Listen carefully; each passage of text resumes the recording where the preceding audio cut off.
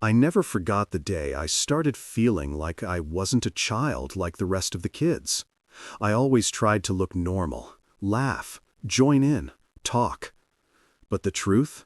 I used to see things no one else could see.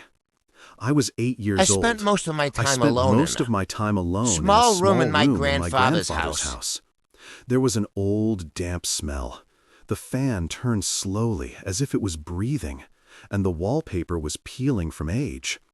I used to sit on the floor, listening to the big sounds of the house. The creak of a door, the sound of wood cracking, the breathing of someone who wasn't there. My grandmother used to say, "Don't focus, the house is old." But I felt something else, something following me, watching me, moving behind me from room to room. And one day, while I was playing with a doll whose hair was torn, I heard the voice for the first time. Someone calling me. Not loudly, not clearly, but a tone like a whisper coming from the chest of someone who is dying. Come. My body froze. I felt my heart drop out of place. But the voice repeated it, closer, softer, more insistent. Come. I was little, and my mind believed that this call wasn't evil. But my heart knew. It knew that the life ahead wasn't going to be mine. It was going to hers. After that night, my life flipped upside down. The voice started appearing every night, stronger. Sometimes from the window, sometimes from the closet, sometimes from under the bed, as if it was making sure I heard it, that I had become part of it. And one day, the first thing happened that made me know the one calling me wasn't human. I was sleeping in the middle of the night when I felt myself choking. Not from a nightmare, from a hand. A cold hand gripping my neck from above. I opened my eyes, unable to move. The room was dark, but on the ceiling, there was a shadow of someone standing above me. A long, thin body, leaning over my bed as if bending toward my ear. I heard its voice clearly for the first time, not a whisper, a full voice, filled with hatred, hunger, something predatory. "I found you." I screamed, but the sound cut off as if sucked out of my throat. My consciousness blurred, and I don't remember what happened next, except that my body suddenly turned cold, as if someone had poured ice water over me. And from that day on, no one in the house believed me. Not my grandmother, not my father, not even my mother. They all said, "A nightmare, it'll go away." But the voice didn't go away. The one who was calling started visiting, standing at my feet while I slept, opening my door slowly, walking behind me in the hallway, breathing beside my ear. And from that day on, I was never alone again.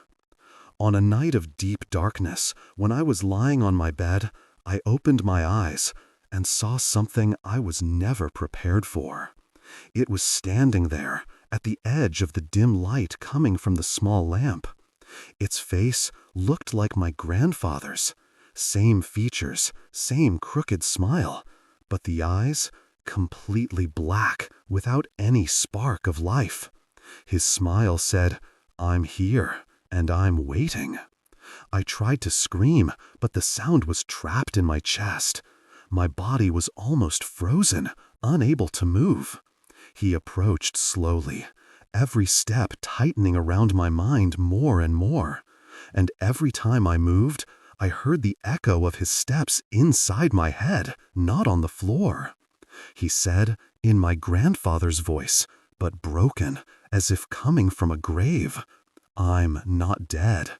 I'm waiting for you, so you can complete me." I felt completely lost. Every dark childhood memory, every buried fear, every silence from my father and grandfather, all of it suddenly appeared before me, gathered into his presence. The nights after that were unbearable. I could hear his footsteps whenever I moved from my room to the kitchen, or even when I left the house. I saw his shadow in windows, mirrors, on the ground, and sometimes I felt my whole body freeze when he touched me from afar. I tried to shut every door, every window, but he wasn't just an entity. He was the memories themselves. Everything I feared, everything I forgot, becoming alive and following me. Every time I tried to run, I ended up in the same place, and the shadow was there, bigger, stronger, greater. And he whispered, "There's no escape. Every step away from me brings you closer to me."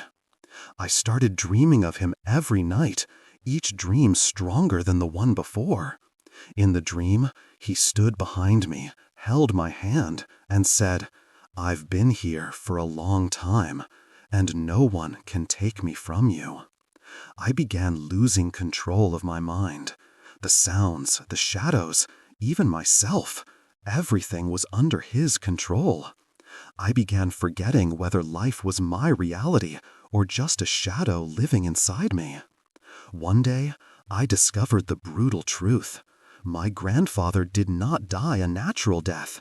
He was hiding things, dark things, violent things, and he liked controlling children.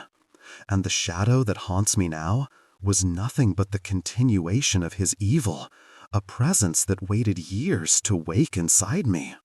He used every fear, every weakness, every feeling of loneliness from childhood, and used it to grow stronger, more dominant. Every time I felt I was healing, every time I was getting myself back, my grandfather's shadow was there, devouring a part of me, piece after piece. Now, after all these years, I can't escape.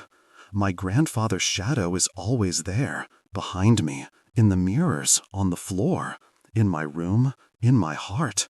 Every silence, every memory, every buried fear, he fills it, strengthens his presence.